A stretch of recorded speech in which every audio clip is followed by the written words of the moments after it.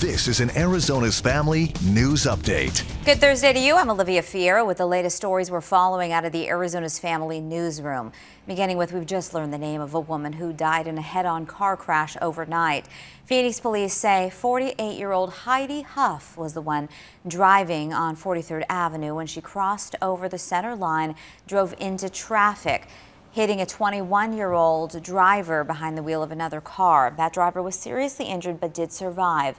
Police say they will continue to investigate if impairment or speeding was a factor in this crash.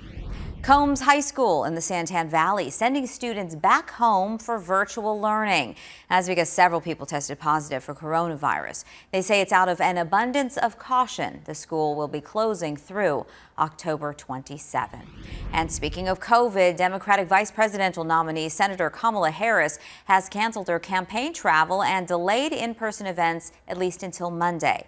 This was after her first trip to Arizona last week when two people who work on her campaign tested positive for COVID-19. They say neither Senator Harris nor former Vice President Joe Biden had direct contact with these two staffers during an infection period. Donald Trump Jr. will spend a second day campaigning in Arizona for the Trump campaign. Today, he has an event planned in Williams and then will attend a rally put on by LDS for Trump. That's taking place in Mesa. And the state's largest police union has endorsed Maricopa County Attorney Alistair Adele. The Phoenix Law Enforcement Association, or PLE, throwing their support behind Adele for the November 3rd election. Adele was appointed to the position and is running for the first time against Democrat Julie Gunnigal. Gunnigal is critical of the union for what she calls a history of defending officers who exhibit bad behavior. She says it's both possible to support law enforcement and hold our officers to the highest standards. We're going for a high of 99 degrees today in the valley. Sunshine for the next 7 days, but a gradual cooling trend.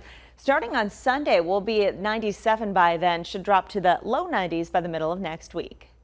And for updates on more stories we are following, you can always download our app or subscribe to our YouTube and Roku channels. I'm Olivia Fierro. Have a great Thursday.